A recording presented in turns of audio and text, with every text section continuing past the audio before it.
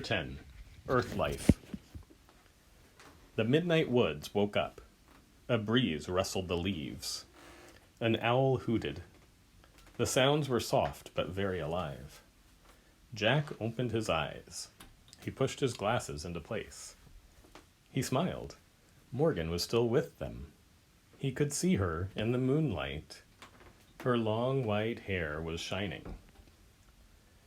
"Morgan, can you and the treehouse stay here?" said Annie. "In Frog Creek?" "No, I'm afraid I must leave again," said Morgan. "I've been gone from Camelot for a long time." She handed Jack his pack. She brushed his cheek. Her hand felt soft and cool.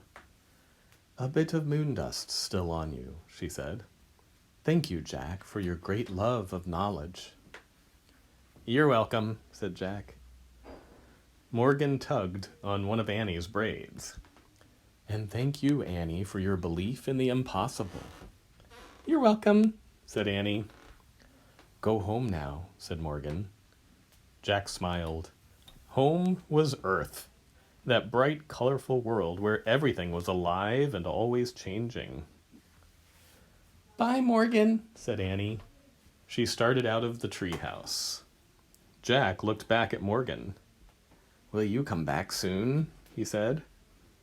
"Anything can happen," said Morgan.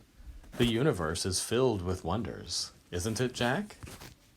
He smiled and nodded. "Go now," Morgan said softly.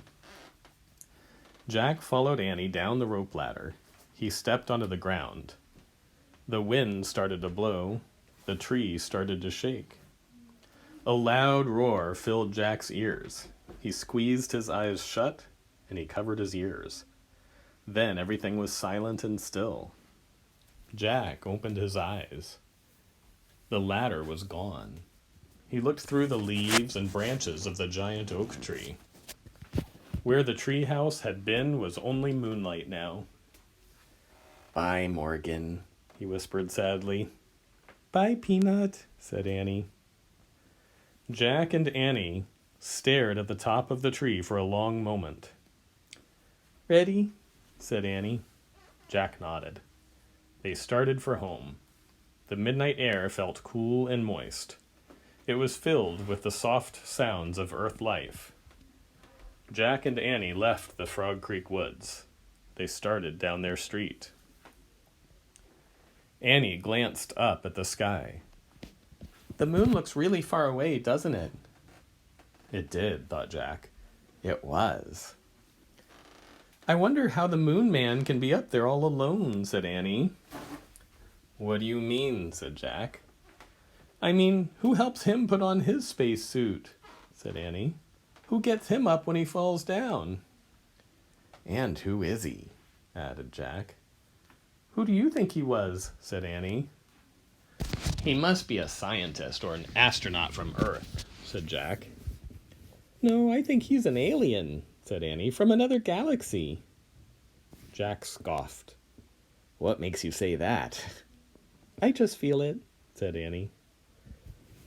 "Wrong," said Jack. "There's no proof that aliens exist." "Maybe not now," said Annie. "But don't forget, we were in the future." "Oh, brother," said Jack. They crossed their yard and climbed their back steps. Annie tiptoed inside the house. Jack followed her. Before he shut the door, he glanced up at the moon. Was Annie right, he wondered? Could the Moon Man have come from another galaxy? Morgan's words came back to him. "The universe is filled with wonders, isn't it, Jack?" "Good night, Moon Man," Jack whispered. Then he closed the door.